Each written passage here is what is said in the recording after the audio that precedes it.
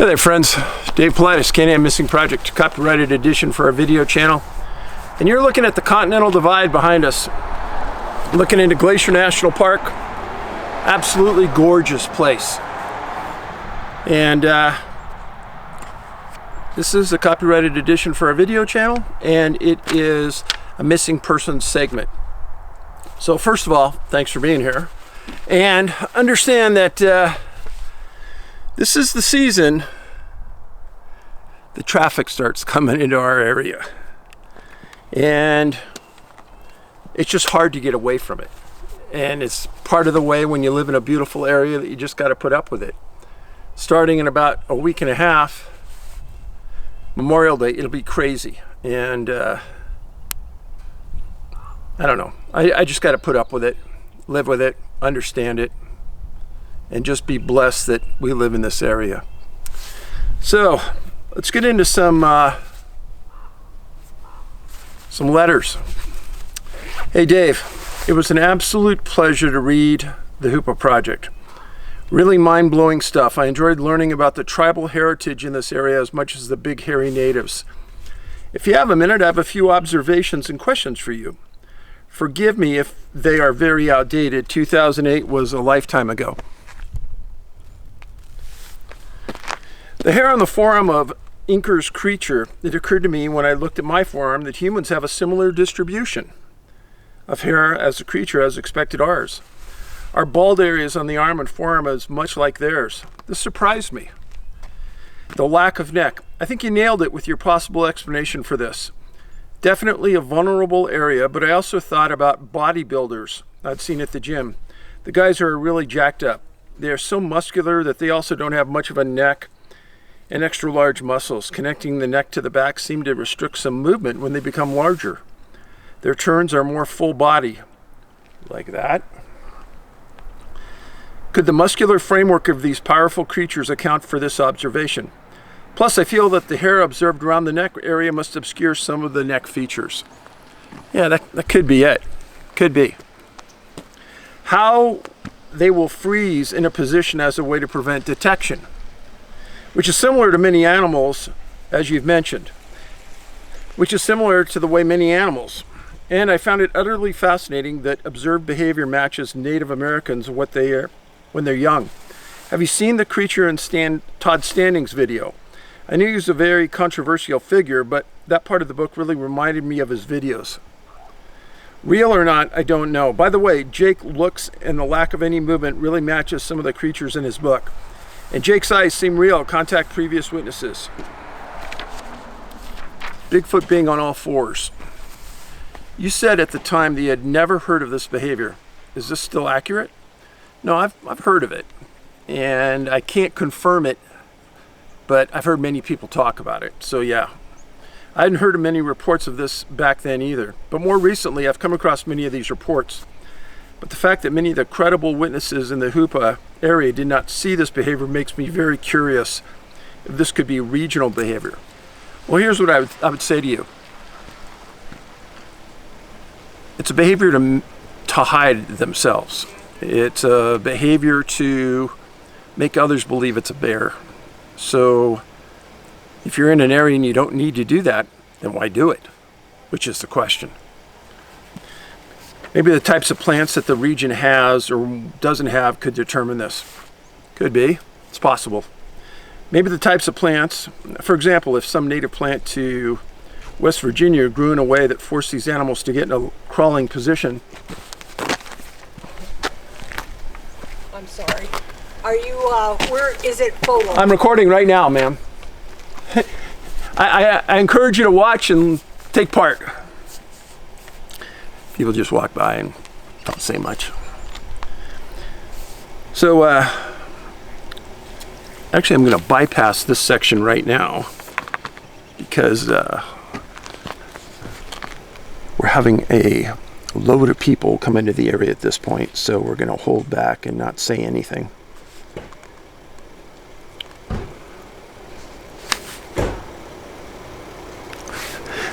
Some people really are oblivious to what you're trying to do, and I think that's pretty obvious.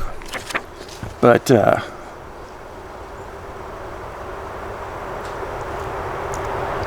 Gets very frustrating because some people really don't care.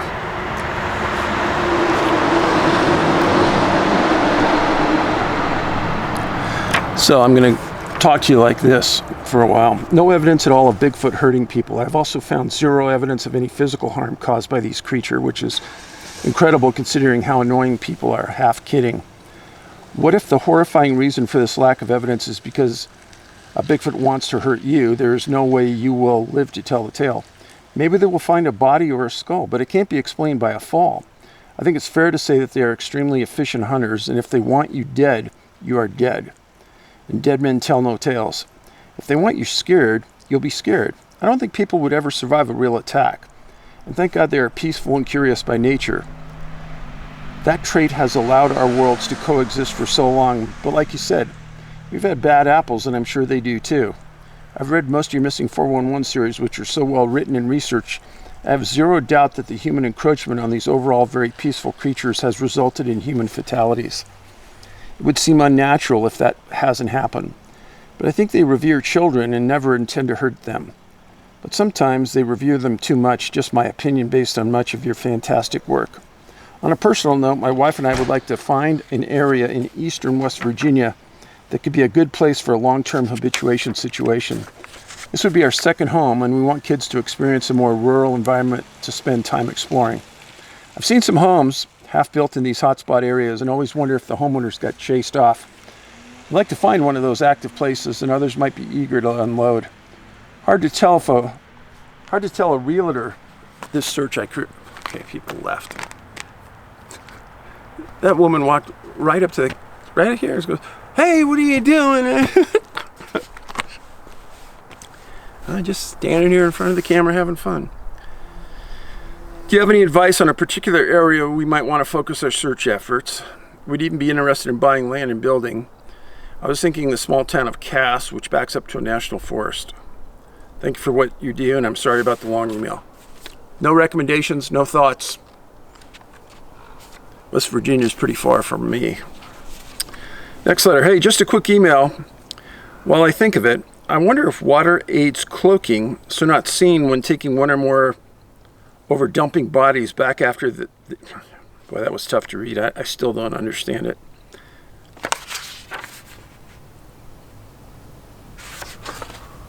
I'm going to bypass that. It was horrible. Hey, Dave, adding to your last segment where the car parked by you, you're reading a letter that went beyond human thinking, which is why I wanted to send my take on missing 411 people.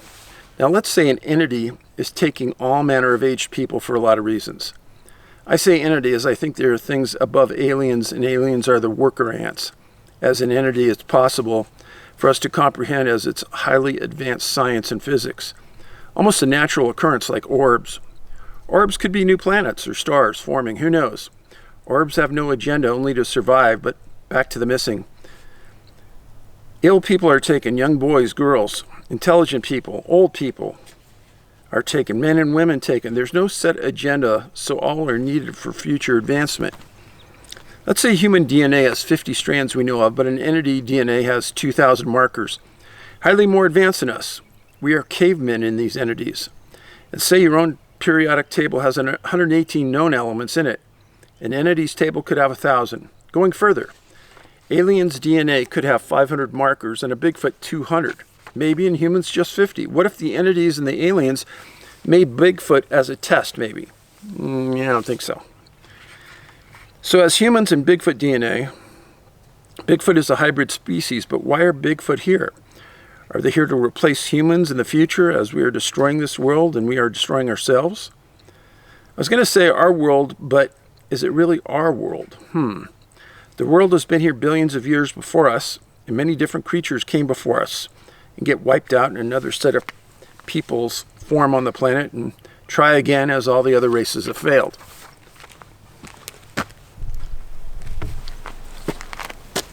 So to recap, all said entities need masses of people, DNA, good, bad, so they can take out, add.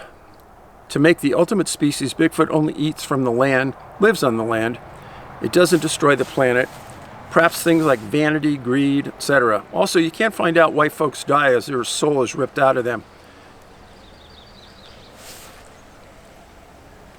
Next letter. Another truck.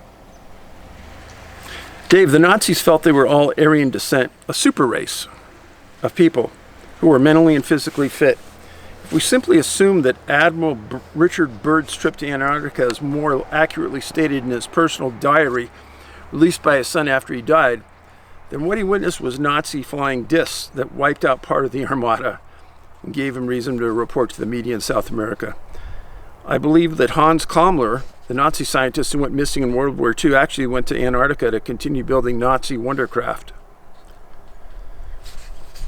At that time, in the mid-40s and later, Nazis in Antarctica, who referred to themselves as German nationals, threatened America and the world.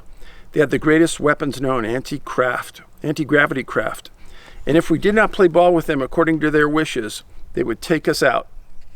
Therefore, we gave them a no-fly zone. Use of our technical and manufacturing resources to make craft, delivered parts to them, etc. And today, as in the past, many German fit smart men and women are abducted. That makes perfect sense if they needed humans to belong there, continue their existence, etc. Either as slaves or unwilling participants, and once they are, how can they escape? A perfect place to exist in secrecy, a perfect place to which to control the world and its countries, and a perfect place to direct world agencies enslaving the entire population, including the WEF, Klaus Schwab, and the WHO, and the perfect place to feign environmental concern and research, as when John Kerry and the Russian bishop went there. I know this is theory, but it is derived from the facts as we know exist, and this is simply the drawing of reasonable inferences from the facts as we know them. It stands to reason that today Nazis in Antarctica would want to abduct Germans to continue their program and indoctrinate them into their evil enterprise. I firmly believe that when all facts come out, this will be the major truth that will blow people away. Well, I don't know how it would come out. That's the question.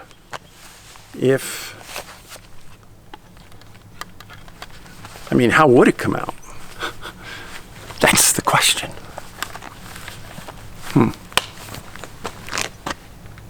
Pretty peaceful out there in that meadow. Next one. Hey Dave, as usual, I'm watching a video with the wonderful Diesel soundtrack. Oh, thank you for that. Fine thought. I'm sorry if I tend to run on in my comments to you, but being a lawyer, I subscribe to the philosophy, never use a sentence where a paragraph will do. I find it very disturbing that so-called scientists and academic people who consider themselves the highest caliber in their fields would waste and risk their time, energy, and reputations on attacking you and your evidence on the Bigfoot issue. The so-called experts, some of whom have never seemed to make their identities known, hide in the shadows of the internet, condemning you and your thorough research of this supernatural and paranormal phenomena, which I feel is becoming more normal than abnormal, without falling for the very same scientific method and offering results on their own to refute the findings. Clearly, they have a very strong financial interest in preventing the truth on the subject from becoming public knowledge, and the institutions for which the work are equally committed for violating the scientific method when it comes to protecting the truth. After all, these institutions were founded upon lies and deceit that money brings to the table. These pseudoscientists who sit in their ivory towers have chosen a path to their own demise by lowering themselves to the hype of tabloid science, with the conclusion then that the facts are gathered to support the conclusion.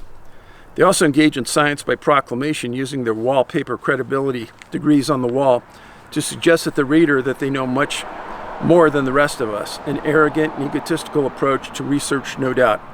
And they want us to accept their conclusions as valid, credible evidence that you are engaging in an area not worthy of mention. Well then, why are they wasting their highbrow time criticizing you, Dave Paulides, who has researched this issue perhaps more than anyone else, or at least as much as others? One would think that a real scientist would be interested in your work and would perhaps join in the effort utilizing your vast resources in their command. Instead, they feel compelled to use cheap attacks on you because you're on the trail of truth and they know it.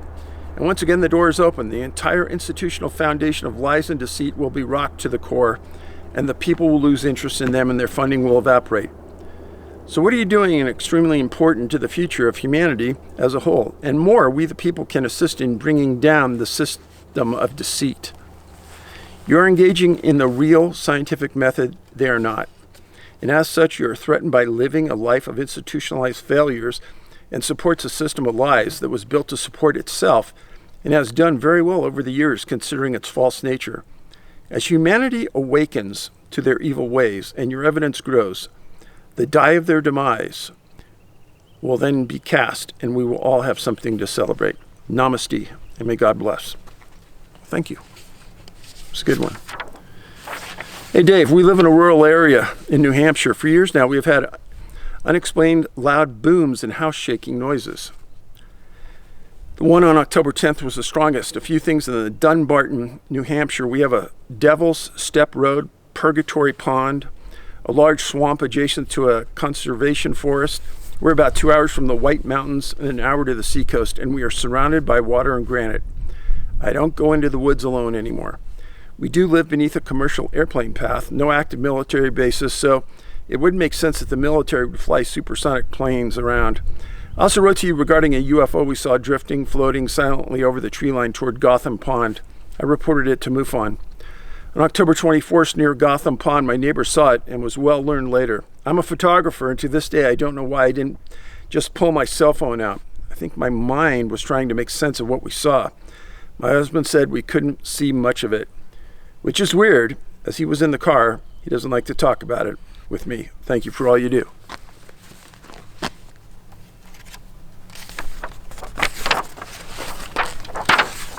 Next one. Hey, thanks for the camping tips on the recent missing episode. I'm sure it will help us a lot for campers and hikers. I've been researching night vision devices and found that particularly helpful. I love the Bigfoot 101 series, and I'm enjoying the UFO UAP 101 series. I really appreciate the time you put into these episodes, Dave. You have a unique perspective because of your MUFON experience. Last, thanks for reading Ed Harris's comment about Jimmy Carter. As you said, whether one thinks he was a good president or not, he worked hard for his fellow man. He practiced the tenets of Jesus and respected other religious traditions. He would have been the most credible president to disclose UFOs, but it would have made him too powerful. Something the CIA would never allow.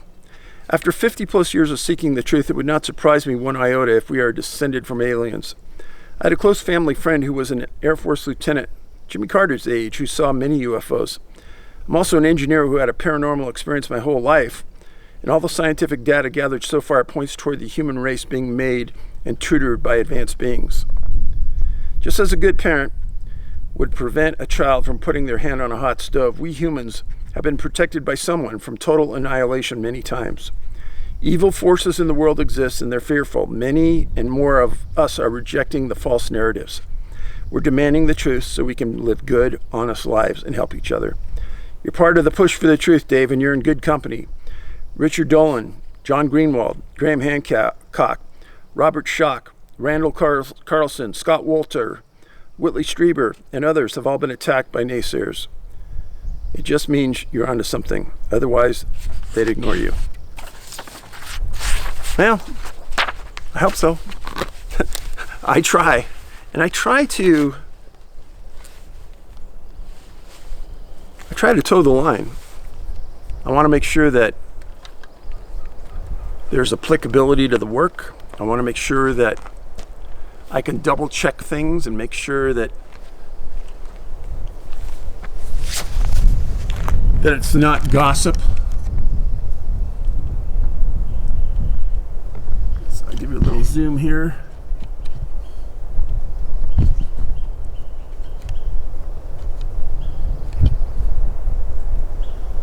Some beautiful mountains out here. Beautiful. More right over here.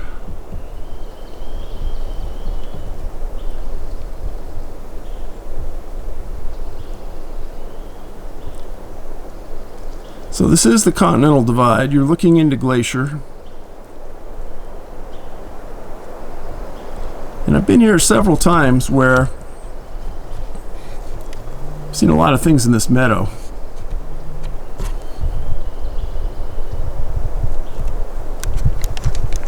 Never seen a bear here. I've seen a lot of deer, a lot of elk. So let's talk about a few missing persons cases. First one happened just recently, May 5th of this year. A man named Trammell Evans, 25, disappeared in Joshua Tree National Park, a cluster zone of missing people.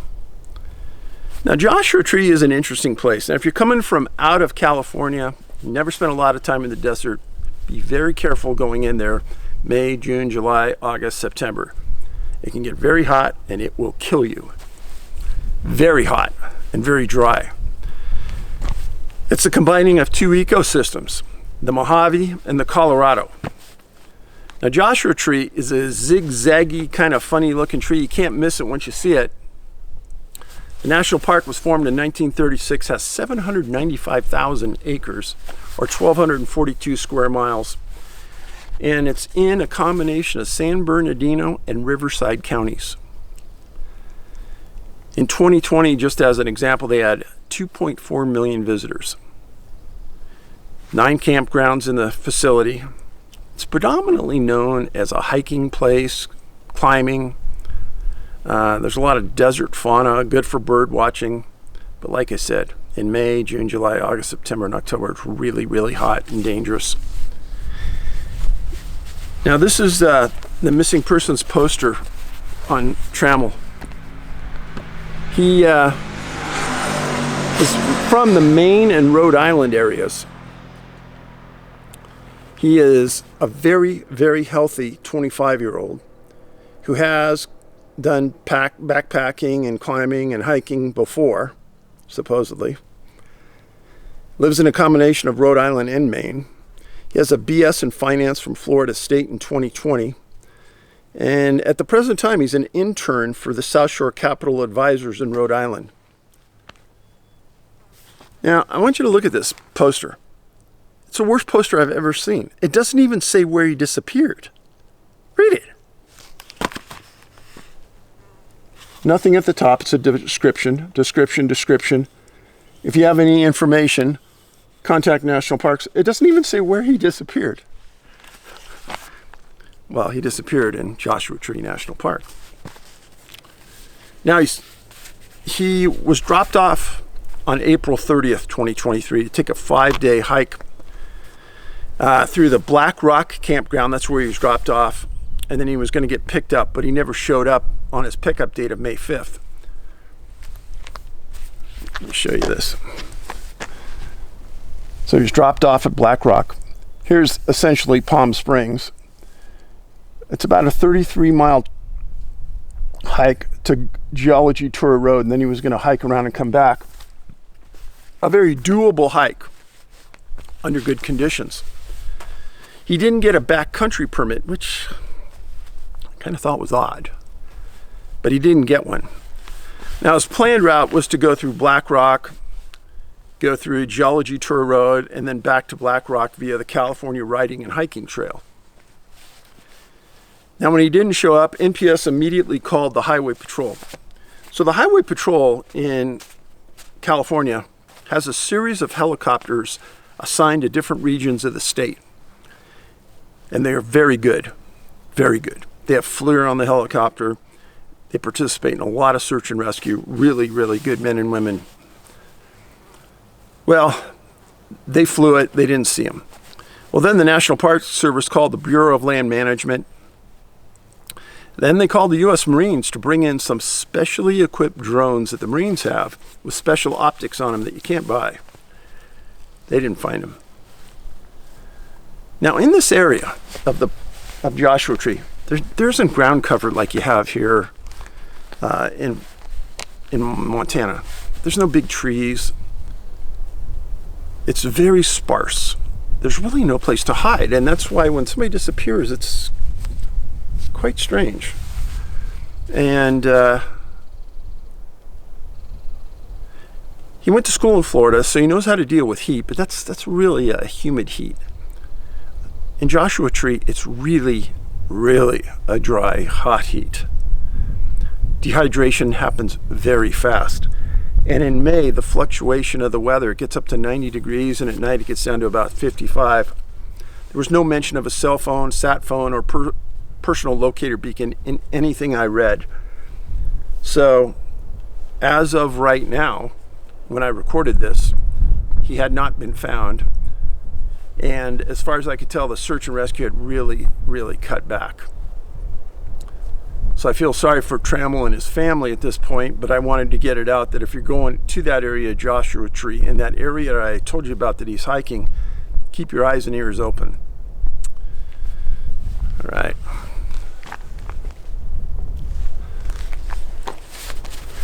Next case. How many people out there have read my Missing 411 Eastern U.S. book? Hopefully a lot. Well, I did a segment there, and it's a lengthy one on Vermont. And Vermont has a lot of strange cases. This is one near Mount Tabor in Vermont. Man's name was David Dillingham. He was 56 years old. Another report said he was 60 years old. He went missing November 11th, 1913. He was a deer hunter. And they set up camp with some friends at the base of Mount Tabor. He was a resident of West Paulides. Articles stated that he wasn't very healthy, wasn't very strong, but he was an outdoorsman. So that's an important point. Keep that in mind. When David he told his friends at the campsite on the 11th that he was going to go hunt and he'd be back at the end of the night. When he didn't return, his buddies contacted the local sheriff, contacted his roommate, told him, hey, look, we got to get some people out here looking. And they did. Well, a large contingent of residents from West Paulides, from the area around Mount Tabor, all converged on that area. Search and rescue started on November 15th because his roommates never notified anybody until November 14th. And why was that? Because they were all hoping that he was going to return, but he didn't. And that's a death blow. When somebody tells you that they're going to be back, and they're not back, it's reasonable to wait 12 hours. After that, you call. Don't wait anymore. It's on them to call you and tell you that they're back. But those hours after they initially go missing are critical, super critical. So they start the search and rescue.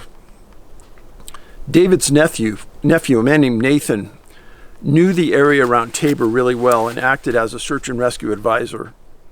They got 120 locals, hunters, friends, to come to the mountain and search.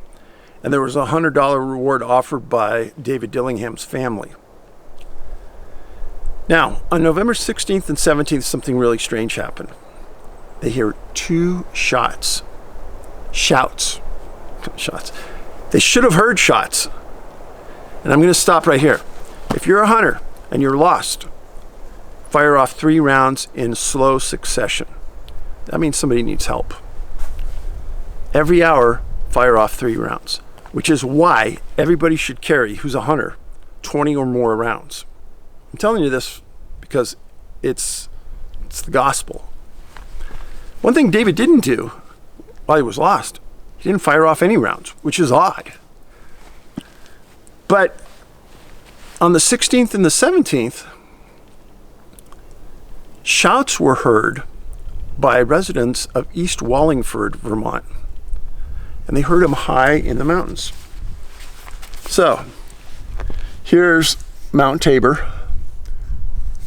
It's about 6 miles from there to the area of East Wallingford, and they said they heard them in the mountains, so they probably heard it in this area. All the searchers the next day moved into that area. That's a good sign. They have a good lead. So they searched all over on the 17th. Later on that day, more shouts of help were heard. And they're absolutely confused because they can't find anybody. Now this occurred in the Green Mountain National Forest, 30 miles northeast of Bennington. A cluster zone of missing people I've written about.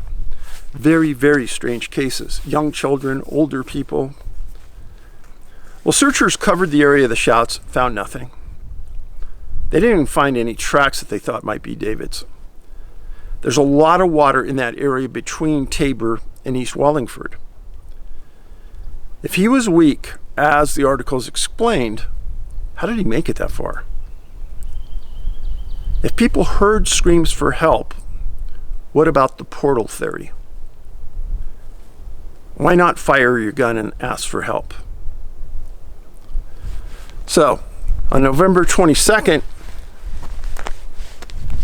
they decided that they wanted to terminate the search. And what happened was, there was a lot of police, and they kept it going until November 27th. He was never found. Let's go back to this portal theory, because I think this is important. Remember, I've talked to you before that Mesa Verde National Park, there was a man missing. I was there. A crew was there.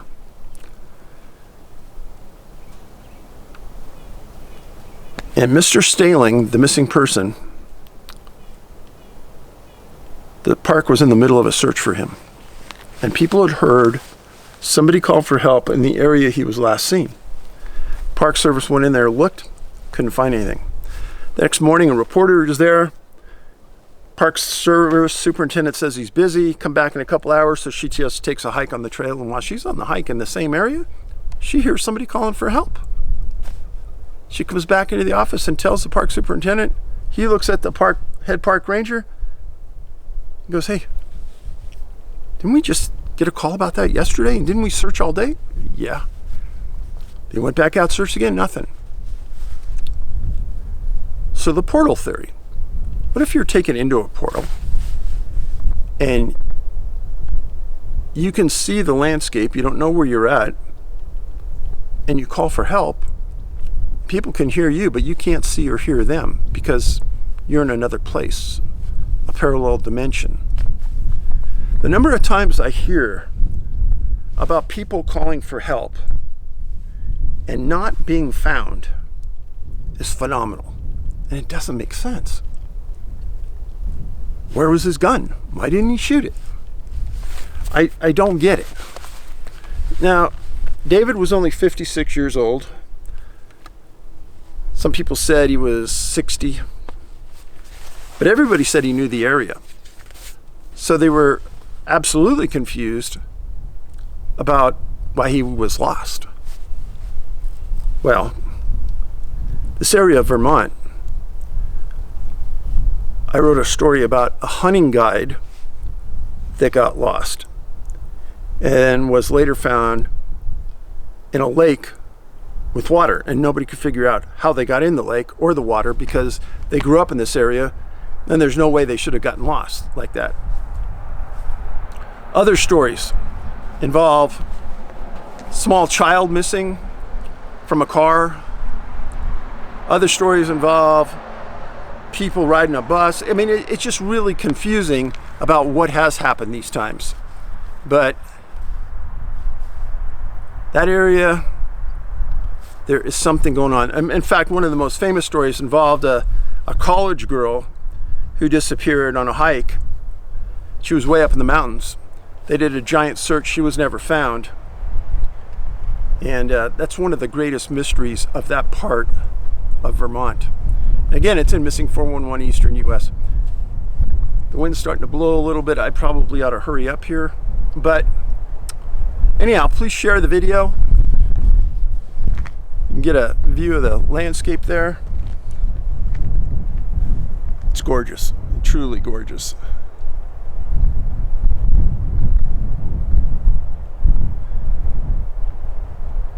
Looks like we've got some weather blowing in from the east right now, which might be a good thing. Maybe it'll green up the grass a little bit. I could just sit here with a cup of coffee and my almond croissant, and I'd be totally happy. So, be safe, be nice to your neighbors, have fun, Paulides out.